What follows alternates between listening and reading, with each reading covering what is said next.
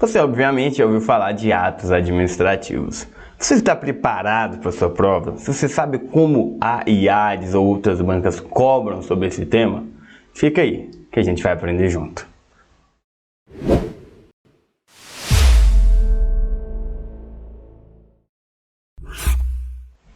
Então, antes de começarmos a nossa aula, você vai ali, se inscreva no nosso canal, assine o sininho. Você está se preparando para uma prova.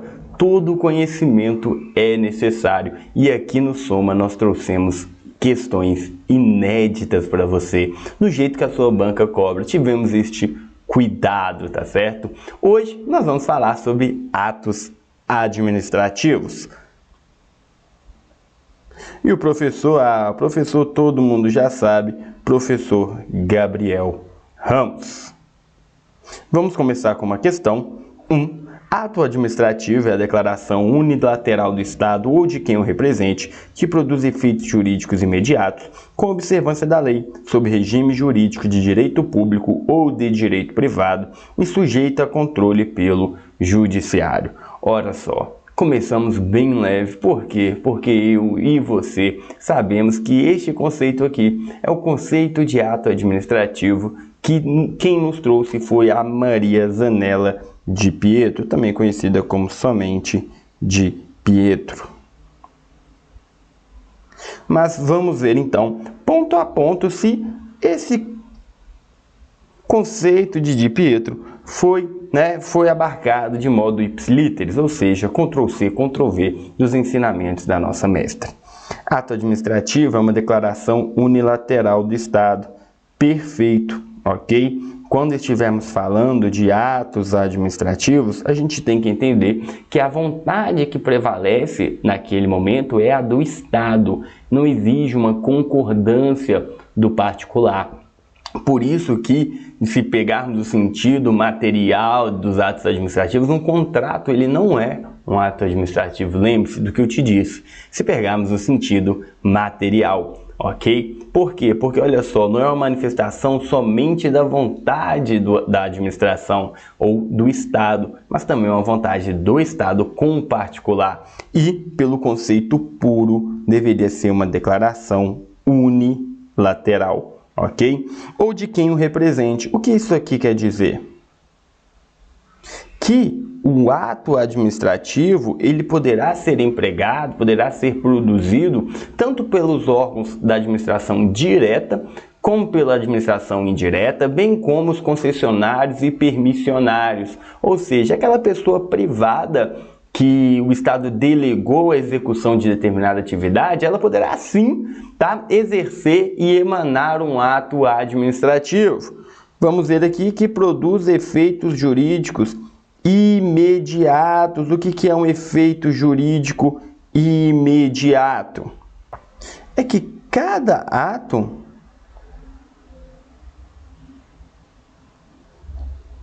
corresponderá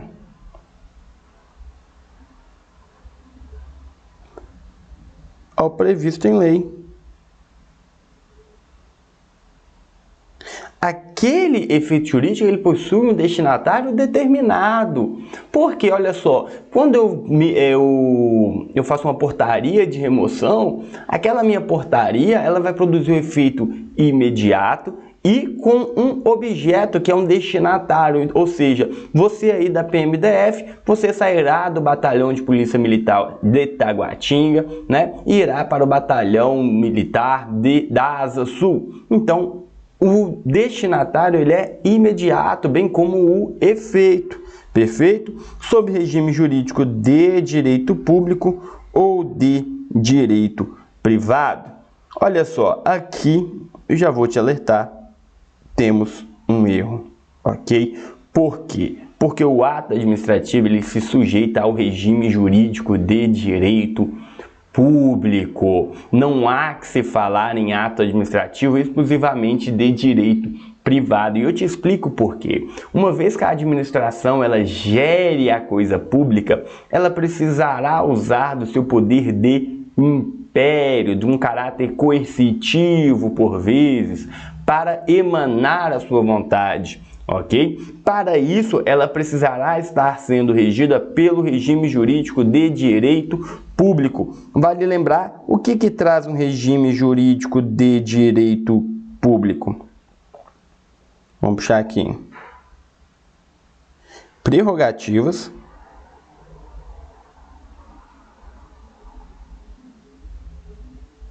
e sujeições. Ok, prerrogativas e sujeições, e sujeita a controle pelo judiciário. Aqui está perfeito, em razão do princípio da jurisdição una. Tá certo? Então, uma vez que o nosso enunciado trouxe que poderia se sujeitar ao regime de direito privado, a nossa questão está errada. Vamos para a próxima.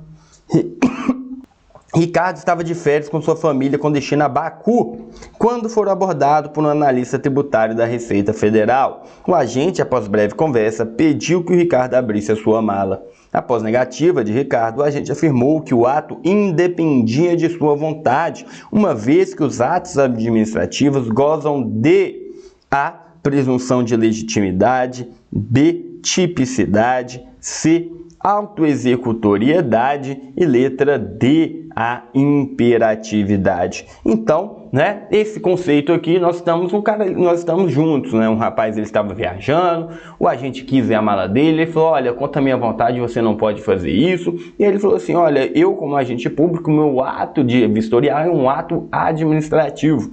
Esse ato administrativo, ele possui, né, algumas características, e a banca, preste atenção, ela quer saber qual característica está sendo aplicada no momento em que a abertura da mala poderá ser feita ainda contra a vontade do particular. Vamos ver aqui, a presunção AA, ela trata da presunção de legitimidade. E o que é a presunção de legitimidade? É que consideram-se legítimos os atos praticados pelo agente.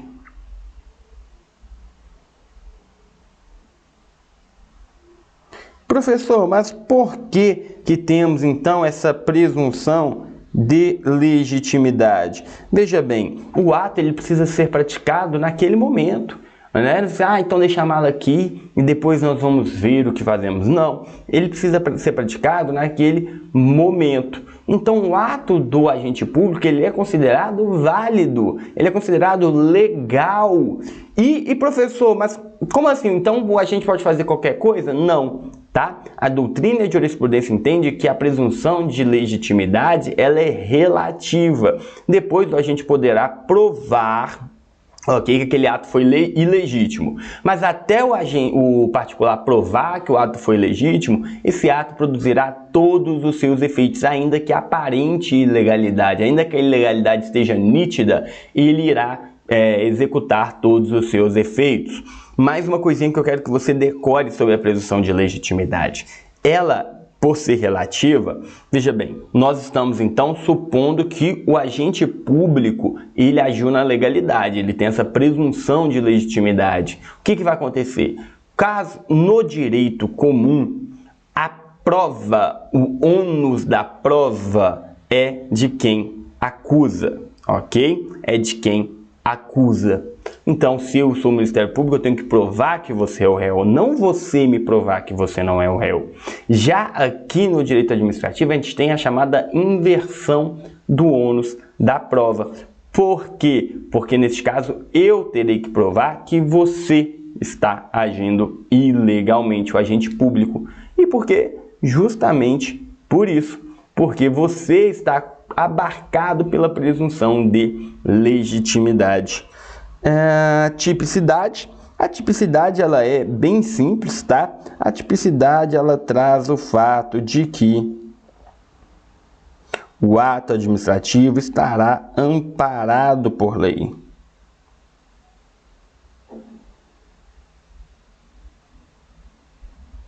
A autoexecutoriedade, por outro lado, é a possibilidade do do agente público executar aquele ato naquele momento, independentemente de autorização do judiciário, ok? Então ele tem esse poder de praticar o ato imediatamente.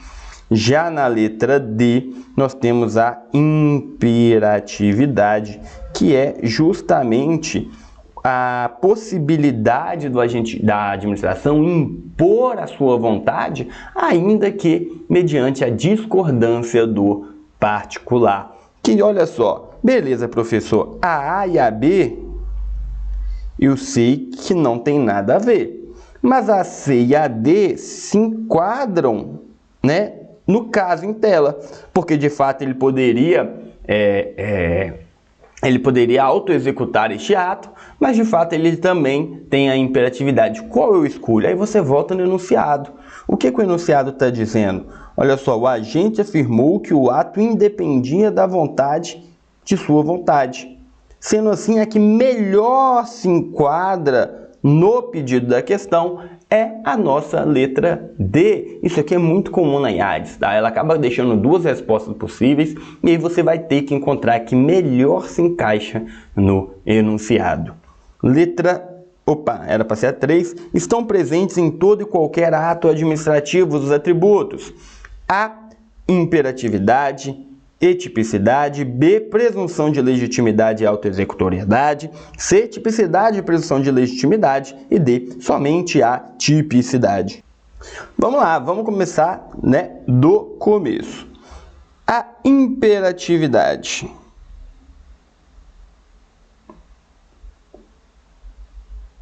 A imperatividade nós sabemos que é a capacidade do ato administrativo ser imposto independentemente da vontade do administrado. Ok, professor, eu acho que é essa, mas veja bem, quando a administração pública entrega ali a sua certidão, né, uma certidão de antecedentes criminais, uma certidão de quitação eleitoral, ela está fazendo aquilo independentemente da sua vontade? Não, não está. E aquilo ali é um ato enunciativo, é um ato administrativo. Então não podemos falar que a imperatividade ela está em todos os atos administrativos. Vale lembrar que a imperatividade ela faz o uso da verticalidade. Eu sempre faço esse desenho nas nossas aulas para a gente entender. Aqui está o Estado.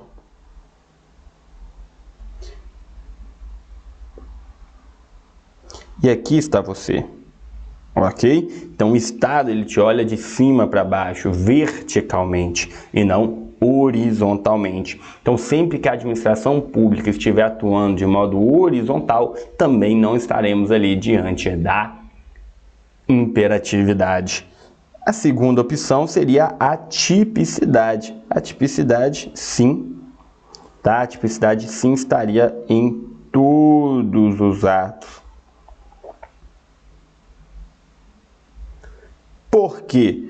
Porque todos os atos, pelo próprio princípio da legalidade, pelo próprio respeito ao princípio republicano, todos os atos deverão emanar de uma lei. Veja bem, professor, mas eu fiquei sabendo que um ato normativo pode originar um ato administrativo pode originar um ato administrativo? Pode sim, tá? Mas desde que lá atrás uma lei tenha delegado isso. Então, se uma lei delegou essa possibilidade, na verdade esse ato emanou, ainda que indiretamente, de uma lei. Perfeito? B, a presunção de legitimidade e a autoexecutoriedade. A autoexecutoriedade, meus senhores, ela também não se encontra em todos os atos, ela também exige uma supremacia, tá? Porque, veja bem, um dos limites dos atos administrativos e do poder de polícia é o patrimônio do particular. Você já notou que o Estado, quando você toma uma multa de trânsito, ele não vai lá direto na sua conta e debita ela? Por quê? Porque justamente um dos limites do poder de polícia é o patrimônio do particular. E como é que ela faz para cobrar essa multa? Meios indiretos, ela não vai deixar você renovar o seu documento. Entendeu? Então ela utiliza de outros meios para fazer com que você pague a multa. Novamente, um parecer, ele não é autoexecutável, um aviso não é autoexecutável, uma instrução normativa não é autoexecutável. A autoexecutoriedade ela ocorrerá utilizando-se da supremacia do interesse público. Letra C, tipicidade, presunção de legitimidade. Aqui estamos então na nossa opção correta. Ok? Por quê? Porque todos os atos possuirão. E a letra D também não, né? Uma vez que temos a presunção de legitimidade. Vamos embora. David, agente de Polícia Federal, lotado na divisão de passaportes da Polícia Federal, alegou em sede de processo administrativo fazer jus a uma licença remunerada de 5 anos. A decisão ficou a cargo do delegado Pedro, chefe da divisão. Pedro, por sua vez, delegou a decisão a Túlio, escrivão, que indeferiu o pedido. Caso David busque anular a decisão, deverá alegar que, ou seja, o que devemos lembrar aqui, o David foi que pediu, Pedro era o responsável e delegou a Túlio. Vamos ver as alternativas. Túlio era incompetente, uma vez que a delegação não pode ser realizada fora do âmbito da subordinação hierárquica. Meus senhores, a delegação ela poderá sim ocorrer ainda que não exista uma relação de hierarquia. Então você está me falando que eu posso delegar alguma coisa a uma autoridade superior? Pode. Posso delegar alguma coisa a um órgão fora da minha competência, fora ali do meu âmbito? Pode. Desde que esteja previsto em lei, você pode sim. O que não poderá acontecer fora do... vou colocar assim, não pode ser realizada fora do âmbito da subordinação hierárquica é a avocação. A avocação não. Essa jamais poderá ocorrer fora do âmbito da subordinação hierárquica, uma vez que a avocação é justamente você trazer para si a decisão de um subordinado. Perfeito? B. Tudo era incompetente, uma vez que a competência é intransferível e o ato de delegação transfere tanto a titularidade quanto a execução. Olha só, alguns atos de fato eles serão de competência exclusiva, mas a nossa questão não trouxe isso, então não podemos aceitar essa primeira parte. Mas se você olhar a segunda, ela já está incorreta. Por quê?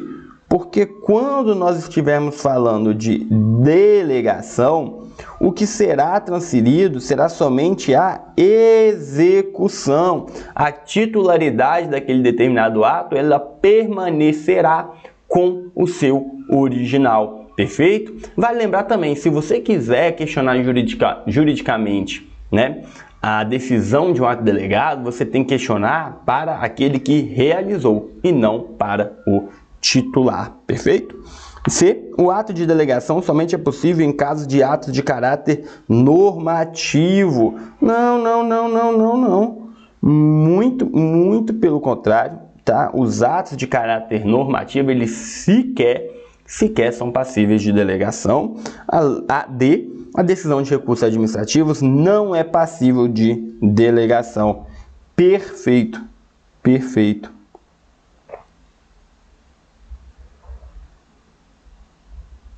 Podemos colocar aqui também, competência exclusiva.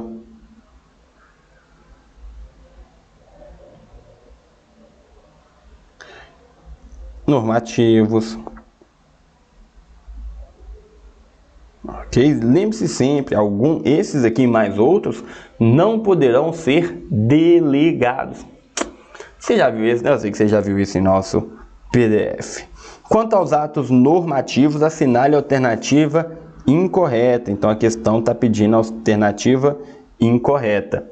São dotados de generalidade e abstração, poderão ser revogados a qualquer tempo, são sempre discricionários e, uma vez queivados de ilegalidade, poderão ser objeto de impugnação direta.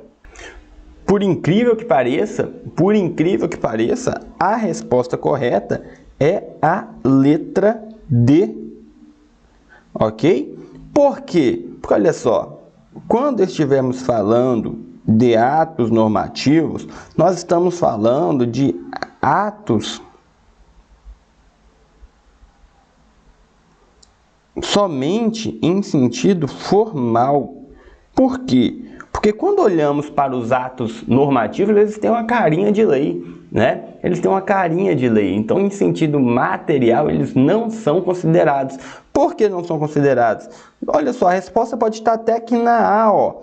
Porque eles são dotados de generalidade e abstração. Porque, olha só, ele não tem um destinatário determinado. Então, ele vai falar assim, olha, estão sujeitos a determinado decreto, todos aqueles que se enquadrarem nesses requisitos.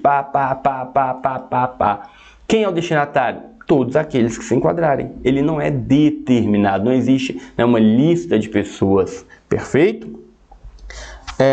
E, professor, então como é que eu resolvo um ato normativo que eu entendo ter sido ilegal?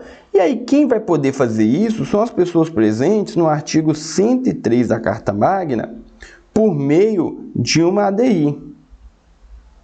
Por meio de uma ADI. Mas, professor, então eu vou ficar sofrendo aqui o dano? Não, meu querido, graças a Deus não. Tá? O que você poderá até pleitear na justiça que os efeitos que aquele ato gerou em você sejam anulados, os efeitos na sua vida privada. O que você não poderá questionar na justiça originária, tão somente no Supremo Tribunal Federal, pelas pessoas arroladas no 103, é tentar anular o ato como um todo, entendeu? Na justiça você pode sim, tá? Você vai lá e fala, esse ato está me afetando ilegalmente por isso, isso, isso, e o juiz vai poder sim anular esse resultado.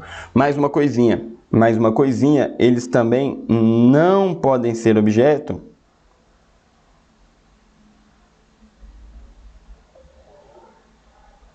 de recurso administrativo. Ok?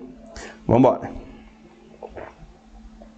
No que se refere aos atos administrativos, assinale a alternativa correta. Os atos ordinatórios fundamentam-se no poder de polícia, os avisos são espécies de atos declaratórios, a autorização, uma vez revogada unilateralmente, gera direito subjetivo do particular, ensejando uma reparação de dano causada por sua extinção. E letra D, a homologação é um ato vinculado realizado sempre a posteriori. Vamos começar do começo. A letra A. Os atos ordinatórios fundamentam-se no poder de polícia. Tá certo? Não, não está certo. Por quê? Porque os atos ordinatórios são os atos utilizados para gerir a administração pública, ou seja, eles são de ordem interna. E qual poder, então, professor, é utilizado num ato ordinatório? Nós estamos falando do poder de polícia. No poder hierárquico. Perfeito? Letra B, os avisos são espécies de atos declaratórios. Errado, tá? Os avisos são espécies de atos ordinatórios. Professor, o que é um aviso, professor? São orientações feitas por ministros de Estado. Só ministro? Só ministro. Então, você vai decorar o seguinte: quem avisa, ministro é.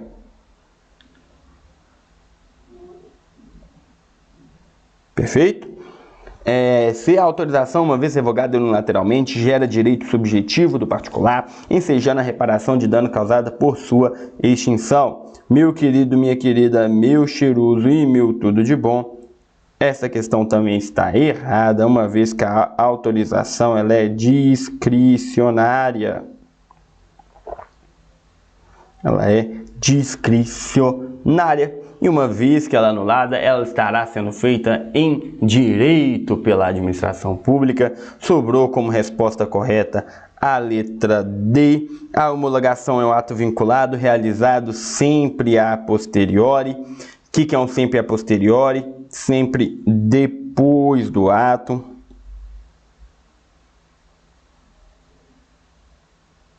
E a resposta está correta. Como é que vai ocorrer a homologação, professor? Vai vir ali um processo, né, licitatório, vai vir um agente, ele vai olhar, falar, beleza, está correto, homologado. E por que vinculado, professor? É porque ele sempre é obrigado a homologar? Não, ele é obrigado a fazer o processo de homologação daquele procedimento. Perfeito? Vamos lá. O ato administrativo poderá ser retirado do mundo jurídico por anulação ou por revogação. Quanto às hipóteses de extinção do ato administrativo, assinale a alternativa correta. A revogação constitui a extinção de ato administrativo em razão de ilegalidade. Veja bem, quando estivermos falando de revogação, nós estamos falando de uma análise de conveniência e de oportunidade da administração pública. É o chamado mérito administrativo. Perfeito? Então, o ato ele é legal, mas ele é conveniente, ele é oportuno para a administração nesse momento? Não, não é. Então, ele não poderia ser anulado, mas sim revogado. Perfeito? B. O Poder Judiciário poderá analisar a conveniência e a legalidade de um ato administrativo, podendo gerar tanto a anulação quanto a revogação de um ato administrativo. Então, aqui nós estamos falando de uma análise feita pelo Poder Judiciário. Professor, eu acho que é essa.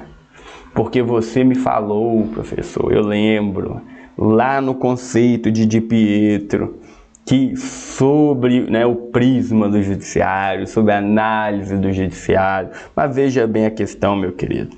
Poderá analisar a conveniência e a conveniência de um ato administrativo? Não, tá?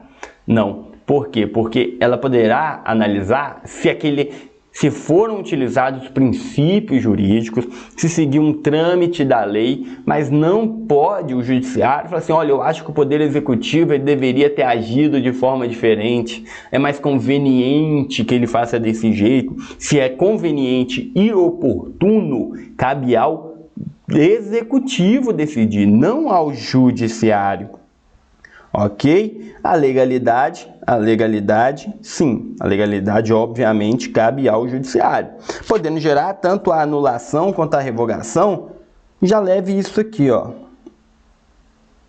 Já leve isso para você. O Poder Judiciário, ele não poderá revogar um ato de um outro poder. Por quê? Porque a função judiciária é verificar a legalidade, não a conveniência daquele ato, perfeito? C. O direito de anular os atos administrativos dos quais decorram efeitos favoráveis decai em 5 anos. Perfeito. Perfeito. Esta é a nossa resposta. D. A revogação de um ato administrativo operará efeito ex tunc. Professor, o que é ex tunc? Meu querido, olha só. Ex tunc trás. É um efeito para trás. Agora calma, professor, me explica isso aí. Eu tenho um ato administrativo, e aí eu saí concedendo direito, todo mundo pôde usar, e aí todo mundo usou daquele aparato, todo mundo recebeu aquela verba, daquele aparato, e eu vou lá e revogo aquele ato, porque ele não é mais oportuno, eu não quero mais subsidiar aquela empresa. Se ela efetuasse efeito ex tunc, ou seja, para trás, eu poderia inclusive cobrar essas pessoas esse direito. Eu poderia falar que elas agiram com ilegalidade. Os atos, olha só, eu fiz uma delegação para você, ok? E você foi lá, expediu o passaporte, você fez auto de infração, você deteve pessoas. E aí, presta atenção, eu vou lá e revoguei a delegação. O que vai acontecer? As prisões que você fez seriam ilegais. Os passaportes que você criou seriam ilegítimos. Olha o efeito que isso faria. Você estava agindo na legalidade. Eu fui lá e falei, olha, vai operar efeitos lá para trás. Então não, ok? Uma revogação só tem efeitos para frente, chamados então de ex nunc. Ok? Como é que eu decoro isso, professor? Nunca mais. Sabe quando você fala que nunca mais olhar para a cara daquele traste do seu ex? Aí você lembra que você beija de olho fechado? Então, é exatamente parecido com isso aqui. Então, você nunca mais.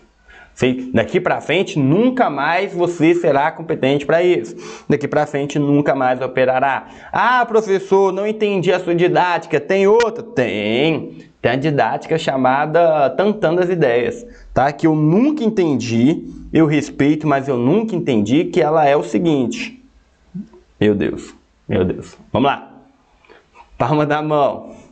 Ex-tunc, você bate na testa, a cabeça. Olha isso, gente. Ele só decora, pelo amor de Deus. Não fica fazendo isso, não. Isso é feio.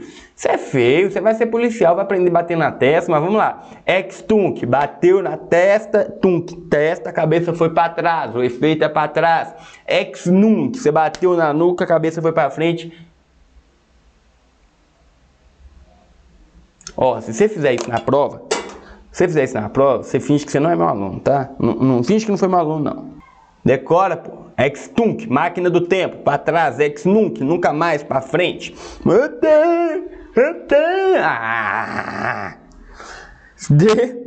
Então, perfeito. Ex-nunc, nunca mais. Ex-tunc. Opa.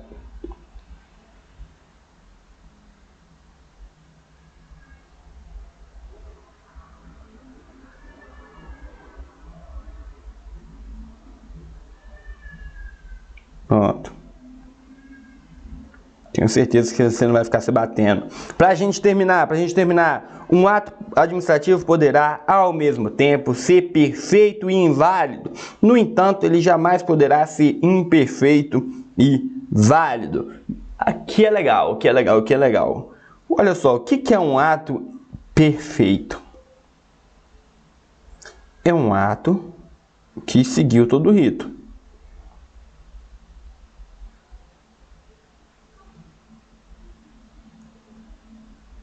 O que é um ato inválido? É um ato, cadê a setinha? Um ato inválido é um ato, por vezes, ilegal, ilegítimo, talvez. Certo?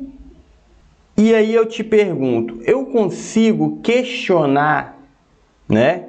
O ato ele foi perfeito, ele seguiu todos os ritos, então ele foi assinado, foi protocolado, foi expedido e publicado no Diário Oficial da União. É um ato perfeito. Ok.